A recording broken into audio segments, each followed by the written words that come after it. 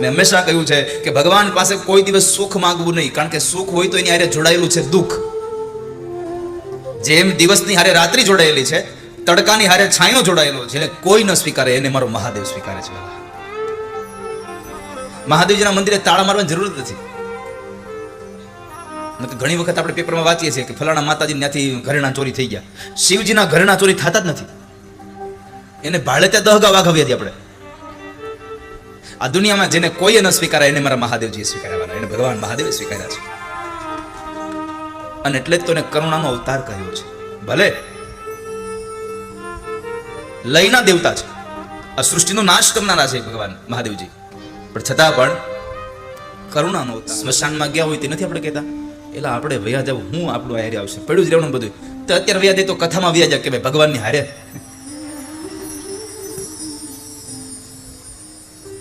અને એવા ભાગ્ય આપણા ક્યાં હોય, કથા સાંભળતા સાંભળતા આપણે નીકળી જઈ વાલા. મેં તો ભગવાનને હંમેશા વ્યાસપીઠથી પ્રાર્થના કરી છે, પ્રભુ મૃત્યુ દેજો તો એવું દેજો ભાગવતજી ગોદમાં હોય અને ઠાકોરજી બોલાવી લે. બસ ભાગવતજીની સેવા કરતો હોઉં, ઠાકોરજી બોલાવી લે. રૂકમણીએ ભગવાનને કહ્યું છે કે ભગવાન લેવા આવો ને તો જેવા તેવા ટાઈમે લેવા આવતા નહીં. 7 શ્લોકોનો પત્ર લખો અને એમાં ભગવાનને કીધું તમે લેવા આવો તો જેવા તેવા ટાઈમે લેવાય ન આવતા, પણ એવા ટાઈમે લેવા આવજો કે હું પવિત્ર બની અને મનથી સ્વસ્થ હોઉં અને તમારા મંદિરમાં બેઠો બેઠો હું તમારા નામની માળા જપતો હોઉં. આવા સમય મને લઈ જજો. હું હોસ્પિટલની ગંધારી પથારીમાં પડ્યો હોઉં, મારા મળમૂત્રનો ત્યાગ થઈ જતો હોય, હું અપવિત્ર હોઉં અને ચિંતાતુર હોઉં, આવા સમય મને લેવા ના આવતા. ભગવાનને પ્રાર્થના કરજો પ્રભુ લેવા આવો ને તો હું જ્યારે મારું મૃત્યુ આવે ત્યારે મારા મોઢા પર આનંદ હોય અને મને લેતા જજો. બસ હસતા હસતા મને મરવું આ ગમે ને એવું જીવન મને આપજો. મારું મૃત્યુ હસતા હસતા થાય. ગમે તે સ્થિતિ હોય મારા ચહેરા પર હાસ્ય રહે, આનંદ રહે. અને મેં ઘણી વખત કહ્યું છે ને આજ ફરી વાર ઝાલાવાડને કહું, બાપ આ જગતનો બીજો કોઈ અવાજ કોઈ સાંભળે કે ન સાંભળે મને ખબર નથી, પણ તમારા અંતરમાંથી નીકળેલો આર્તનાદ મારો હરી સાંભળે છે, ભગવાન ઠાકોરજી સાંભળે છે. જિંદગીમાં ગમે તેટલું દુઃખ આવે ને તો 2 હાથવાળા મનુષ્ય પાસે જવું ને એના કરતા ઘરના દરવાજા બંધ કરી અને રૂમમાં બેસીને ભગવાન ઠાકોરજીના મંદિર સામે 2 આંસુડા પાડશો ને મારો ઠાકોરજી વધારે નહીં રડવા દે. તમને ભરોસા સાથે કહું, નહીં રડવા દે. ભગવાન બહુ દયાળુ છે અને પ્રાર્થનામાં તાકાત જ એટલી છે કે તમે ગમે ત્યાંથી પ્રાર્થના કરો પણ પહોંચી જાય છે મૂળ જગ્યાએ. તમે ગમે ત્યાંથી કરો પ્રાર્થના અને પ્રાર્થનાનો સ્વીકાર કર્યા વગર ઠાકોરજી રહી નથી શકતા. આપણે સ્કૂલમાં જ્યારે ભણતા ને ત્યારે સ્કૂલોમાં સુંદર મજાના એવા સુવિચારો લખેલા હતા રોજ રોજ. એમાં એક સુવિચાર મને હું જે પ્રાથમિક શાળામાં ભણતો ત્યાં લખેલો હતો. મને મારી પ્રાથમિક શાળાના 2 સુવિચારો યાદ છે હજી. હું જે કેરિયાચાળ પ્રાથમિક શાળામાં ભણતો એના 2 સુવિચારો મને યાદ છે. એક સુવિચાર હતો ચિંતા ચિતા સમાન છે. ચિંતા ચિતા સમાન છે એટલે ચિંતા ન કરવી. એ વાક્યને આજે મને સાર્થક થતા લાગ્યું કે ચિંતા કરતા ચિંતન કરવું વધારે હિતાવહ છે. પરમાત્માનું ચિંતન કરીએ, ચિંતા કાપી ન કાર્ય. કોઈ કાર્યની ચિંતા ન કરીએ, બધા જ કાર્યમાં ભગવાનનું ચિંતન કરીએ. અને બીજો સુવિચાર હતો એ કેરિયાચારની પ્રાથમિક શાળાનો, પ્રાર્થના એ પ્રભુનો ખોરાક છે. પ્રાર્થના એ પ્રભુનો ખોરાક છે. એટલે પ્રાર્થના કરશો તો પરમાત્મા સ્વીકારશે, પ્રભુ સ્વીકારી લેશે, એમાં સંશય નથી વાલા. ભગવાન મહાદેવજીએ પ્રાર્થના કરી. ઈશ્વરને પ્રાર્થના ઈશ્વર કરે છે. અહીંયા કવિ રામ ભગતના શબ્દો યાદ આવે, વિશ્વાસુ ના વિશ્વાસુ, ઓ વિશ્વાસુ ના વિશ્વાસુ. ભગવાન રામને વિશ્વાસ છે કૃષ્ણ ઉપર, કૃષ્ણને વિશ્વાસ છે રામ ઉપર, અને રામ અને કૃષ્ણને બેયને ભરોસો છે ભગવાન મહાદેવજી ઉપર. એકબીજાના પરસ્પર પૂરકો છે.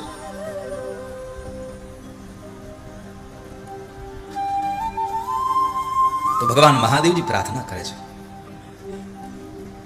અને કોઈ પણ સંજોગે ભગવાન પ્રાર્થનાઓને સાંભળે છે, એમાં સંશય નથી. એમાં જરાય સંશય નથી. મારો કહેવાનો ભાવ છે કે અંતરમાંથી પ્રાર્થના નીકળે ને તો મારો હરિ સાંભળે છે વાલા, ભગવાન સાંભળે છે.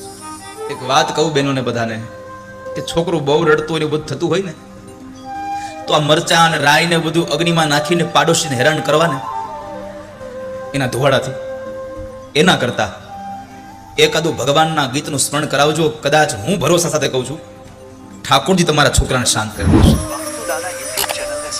ભગવાન શાંત કરી દેશે.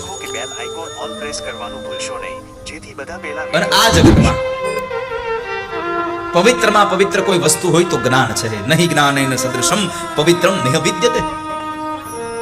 આ દુનિયામાં જ્ઞાન સિવાય કોઈ બીજું વસ્તુ પવિત્ર નથી જ્ઞાન જેવી. જ્ઞાન જે પવિત્ર છે, અને જ્ઞાન જેવું ધન પણ કોઈ નહીં. તમારી પાસેથી બીજું કોઈ ધન હોય તો કોઈક લઈ જાય, માગી જાય, બધું કરી જાય, બધું કરી જાય, પણ જે સમયે તમારી પાસે જ્ઞાન રહ્યું, જ્ઞાન કોઈ લઈ નહીં જઈ શકે. જ્ઞાન કોઈ નહીં લઈ જઈ શકે.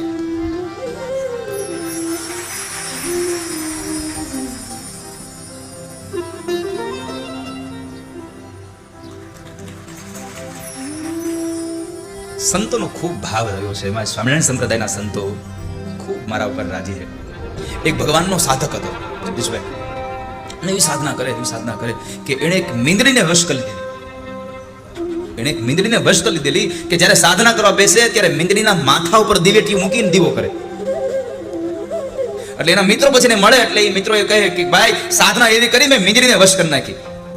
તો એનો મિત્ર કે ભાઈ તમે મીંદડીને હું વશ કરી? અરે મીંદડી હું ના કહું ત્યાંથી ઊભી ન થાય અને એના માથા પર દીવો રાખીને હું સાધના કરું. એમ તો તમારી મીંદડીના દર્શન કરવા પડશે કે તમારા તો દર્શન કરવા જોઈએ, પણ તમારી મીંદડીના દર્શન કરવા જોઈએ કે એનામાં આટલી બધી સ્થિરતા ન કે એનો સ્વભાવ છે આમથી કુદાકુદ કરવાનો, વયો જવાનો, હાલવાનો, ચાલવાનો, બે નહીં એક જગ્યાએ. સાંજના સમય બરાબર એ ભાઈ સાધનામાં બેઠા હતા ને આ ભાઈ આવ્યા, દઈને જોયે, બરાબર જોયું, બરાબર આ માણસ સાધનામાં બેઠો છે, પેલી મીંદડીની સામે બેઠી છે, એના માથા પર દીવો છે, આટલી બધી સાધના, આ મીંદડીનો સ્વભાવ બદલી નાખ્યો. અને પછી ભાઈએ નક્કી કર્યું હવે આનું કંઈક કરું. અને પછી થેલીમાંથી એક ઉંદડો કાઢીને આમ ઘરમાં વેતો મૂક્યો અને એ જે વાહે મીંદડીએ તરાપ મારી છે, દીવો ઉડીને સીધો સાધકના ખોળામાં. મારે મૂળ એ કેવું છે કે અસલી રૂપ પ્રગટ થયા વગર રહી ન શકે. સ્વભાવ તમારો જે અસલી બહાર ન આવ્યા એવું રહી જ નહીં. પણ બને ત્યાં સુધી જીવનમાં અપેક્ષાઓ ઓછી રાખવી, આશાઓ ઊભી ઓછી કરવી, કારણ કે આપણા બીજા જન્મનું મૂળ કારણ છે આપણા જીવનની આશાઓ, આપણી તૃષ્ણાઓ, આપણી અપેક્ષાઓ એ આપણો બીજો જન્મ કરાવે છે. કારણ કે ભગવાને નક્કી કર્યું છે કે જેટલા લોકોની જે ઈચ્છા છે એ મારે પૂરી કરવાની, ઈચ્છા ન રહે એને મોક્ષ આપી દેવાનો, જેની ઈચ્છા ન હોય એને મોક્ષ આપવાનો.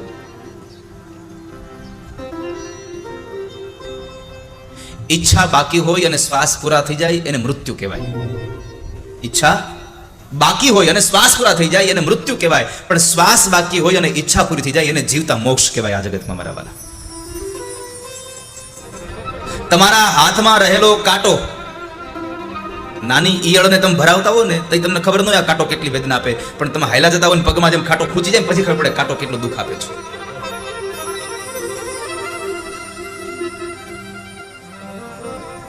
બાળક રાત્રિના સમયે ડરી જતું હોય, વધારે પડતું બીમાર રહેતું હોય, તો એવા બાળકો માટે કોઈ વિદ્વાન બ્રાહ્મણને બોલાવી અને વિધિવત મોરલાના એ પીછાને લઈ, મયુરપંખને લઈ, મસ્તકથી લઈ અને પગના તળિયા સુધી આમ મોર પીછને અડાડતું જવાનું અને બ્રાહ્મણ પાસે પૂતનાષ્ટકના પાઠ કરાવો, તમારા બાળકનું સ્વાસ્થ્ય સારું રહેશે. આવું ભાગવતજીમાં લખ્યું છે. પણ ભગવાનની પૂજા કરતા હોય ત્યારે થોડીક વાતો ધ્યાનમાં રાખવા જેવી છે. યજ્ઞાદિ કર્મમાં બેઠા હોઈએ ત્યારે થોડીક વાતો ધ્યાનમાં રાખવા જેવી છે. ભગવાનને સ્નાન કરાવતા હોય ત્યારે પંચામૃતની ચમચી ભર્યા, દહીં, દૂધ, ઘી, મધ, સાકર બધું ચમચી એ આચમની ભગવાનને સ્પર્શ ન થાય એની કાળજી રાખવી જોઈએ. ઘણા લોકો ભગવાનને સ્નાન કરાવે, જળથી આમ અભિષેક કરી લે અને પછી ભગવાનને બાજુમાં પત્ની બેઠા હોય એ જળ ડેડે, ઓલો ભાઈ સ્નાન કરાવી અને પછી ઊંધા કરીને નીતારે. આવું મેં નજરે જોયું છું. આ બધું જ્યારે હું યજ્ઞાદિ કર્મ કરાવું ત્યારે મેં આવું બધું નજરે જોયેલું છે. આવું ન કરવું વાલા. ભગવાનનું સ્વરૂપ છે જેમ તમારા ઘરમાં રહેલા 5-7 દિવસના બાળકને તમે સ્નાન કરાવતો અને કેટલી કાળજી રાખો છો, એમ પરમાત્માના સ્વરૂપની કાળજી રાખવી. ભગવાનને સ્નાન કરાવો, ભગવાનને શૃંગાર કરવો. અને હું ભરોસા સાથે કહું છું, તમે ભગવાનની મૂર્તિને શૃંગાર કરો, ઠાકોરજી તમારી જિંદગીને શૃંગારથી ભરી દેશે વાલા. અને એનો શૃંગાર થાય પછી તમે જુઓ તો ખરા કેવો લાગે, ઠાઠમાઠ. આ દુનિયામાં શૃંગારનો કોઈ રસ્યો દેવ હોય તો ભગવાન કૃષ્ણ છે. જેટલો શૃંગાર કરો એટલો ઓછો પડે, જેટલો શૃંગાર કરો એટલો ઓછો પડે. અને પાઘ પહેરીને જાણે આમ રાજા મહારાજા બેઠા એવું લાગે. 3 પ્રકારની સેવા જગતમાં વખણાય છે: વિતજા, તનુજા અને માનસી. 3 સેવા છે. જેની પાસે પૈસા હોય, કંઈક જો ભગવાનનું મંદિર બનતું હોય કે જે કંઈ ભગવાનના શૃંગાર થતા હોય તો એની અંદર આપણે સેવા કરીએ અને ભગવાનને અર્પણ કરીને ભગવાનની સેવા કરી લઈએ. એ વિતજા સેવા છે. તનુજા સેવા, આપણે કદાચ પૈસાથી સેવા નથી કરી શકતા તો તનથી સેવા કરીએ. જ્યાં મંદિર બંધાય છે ત્યાં આપણે થોડા તગારા ઉપાડી આવીએ, થોડીક ઈંટો અંબાવી આવીએ. અરે ભગવાનનું મંદિર નિર્માણ થઈ ગયું છે તો ભગવાનના મંદિરને સફાઈ કરવાનું કામ કરીએ ક્યારેક. અને સૌથી મોટી જો કોઈ સેવા હોય તો પૂજારીની સેવા છે. ભગવાન ઠાકોરજીના મંદિરને ચોખ્ખું કરવું, એમાં સંજવારી કચરો કાઢવો એ બહુ મોટી સેવા છે. ભગવાનના દર્શન કરવા જઈએ તો ભગવાનના મંદિરના પિલોર હોય, ભગવાનના મંદિરના દરવાજા છે, સમય રહે ને તો કપડાથી બધું સાફ કરતું આવવું. એકાદી વખત દરવાજો સાફ કરવો, બીજે દિવસે ગયા છે તો પિલોર સાફ કરવો, જાળીઓ સાફ કરવી. આવી સફાઈનું કામ કરીએ, ઠાકોરજી રાજી થશે.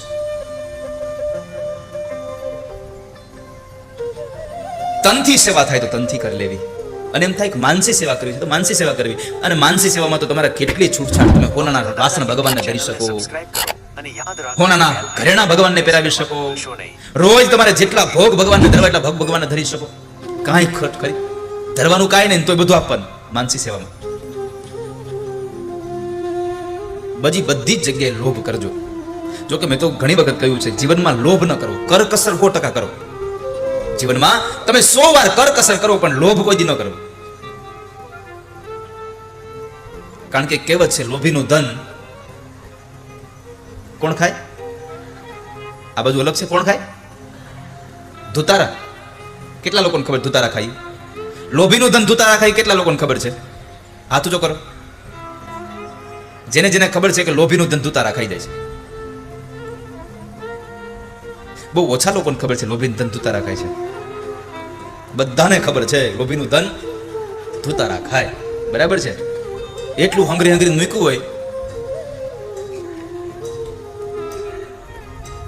જમીનમાં ખાડા ખોદી મૂકી દીધું હોય,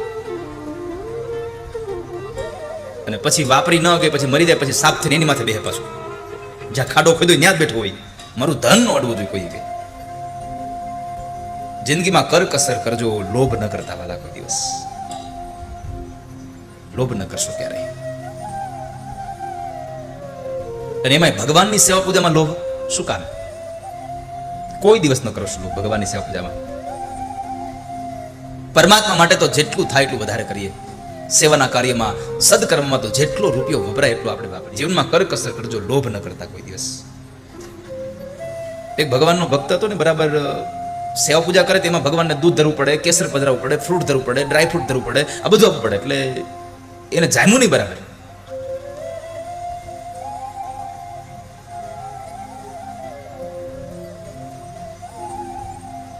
અરે એમાં તો લોભ કરતો હતો, વિશેષ લોભ તો એ કરતો હતો. શેઠને એને બરાબર નિયમ હતો, રોજનો નિયમ કે ભગવાનના દીવાબત્તી કરીને પછી જ ઘરેથી નીકળવું અને દુકાને જઈને દીવાબત્તી કરવા. પણ એક નિયમ હતો, હારે દીવો પ્રગટાવે, પૂજા કરે, પ્રાર્થના કરે, જેવી પ્રાર્થના પૂરી થાય ને મંદિરમાંથી નીકળવાનો સમય થાય એટલે દીવાને ફૂંક મારીને ઠાર નાખે. ફૂંક મારીને દીવો ઠાર નાખે. આ એનો નિત્યક્રમ.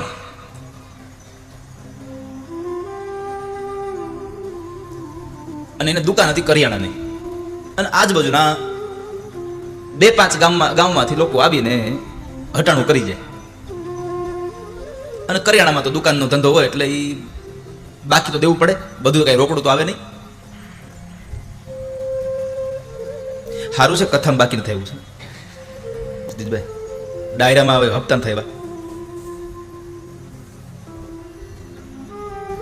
અત્યારે તો તમે ગમે તેની પાસે કામ કરાવજો એટલે કે 50% પહેલા એડવાન્સ આપવા પડશે. કોઈ પણ સંસ્થામાં જાઓ, કોઈ પણ તમે એજન્સી પકડો, એ રસોઈ બનાવવાવાળા હોય, મંડપવાળા હોય, ગમે હોય, કારણ કે બધા શું છે દૂધના દાજેલા પછી છાશે ફૂકી ફૂકીને પીવે.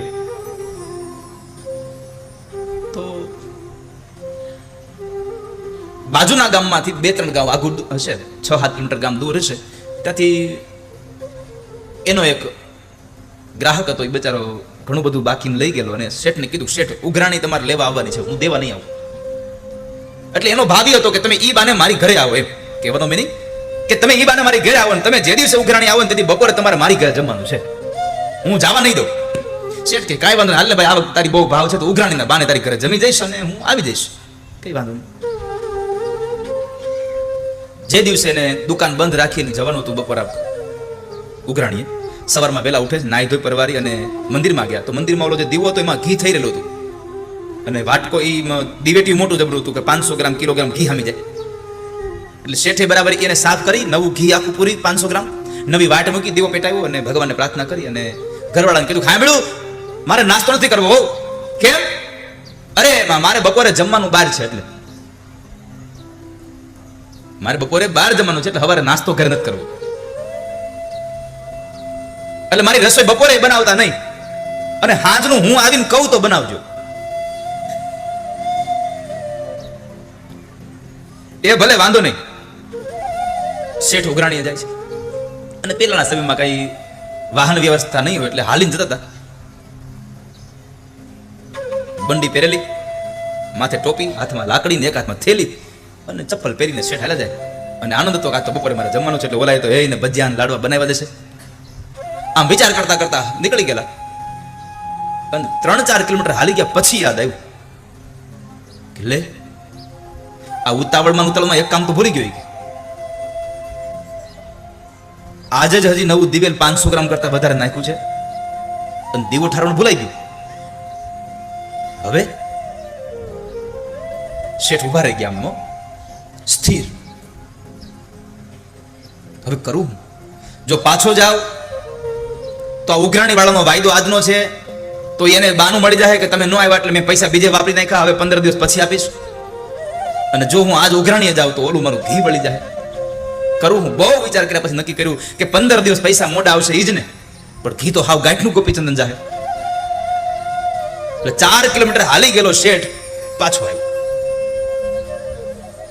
અને બપોર થતા હતા, રસોઈની કઈ તૈયારી હતી નહીં એટલે શેઠાણી જોઈ ગયા રસોડામાં, આમ ઓસરીમાંથી. અરે લે તમે તો કહેતા હતા હું બપોરે જમવા નથી આવવાનો, મેં તો રસોઈ નથી માંડી હતી. અરે રસોઈ ન માંડી તો કાંઈ નહીં, એક કામ ભૂલી ગયો એટલે પાછો આવ્યો. 4 કિલોમીટર હાલીને પાછો ગયો. તમે 4 કિલોમીટર ગયા પાછા આવ્યા, કેમ શું થયું? અરે આજે જ ઓલું નવું દિવેલ પૂર્યું અને દીવો ઠારવાનું ભૂલી ગયો ઉતાવળમાં. એ ઘી બળી ન જાય એટલે ઉઘરાણી ન ગયો, અડધે પાછો વળી ગયો દીવો ઠારવા હાટું. ઓલી બાઈએ કપાળ પીટ્યું, અરે મારા ફૂટા ભાઈ.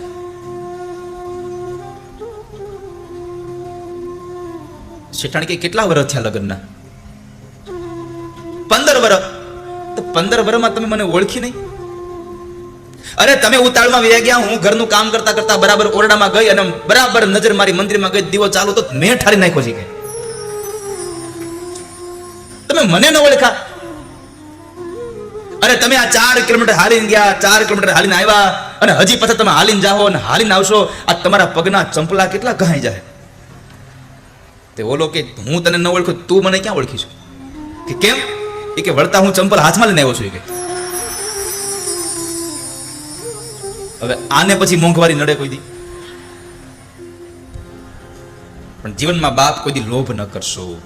લોભ એ પાપનું મૂળ છે. લોભથી જ પાપ ઉભો થાય છે. માનસી સેવામાં પરમાત્માની સેવા કરજો, ભગવાનને સ્નાન કરાવજો, ભગવાનને શૃંગાર કરજો, ભગવાનને ભાત ભાતના ભોગ ધરાવજો અને બધું કર્યા પછી આરતી કરજો. આરતી કર્યા પછી ભગવાન ઠાકોરજીને પૂછજો સામે ચાલીને, હો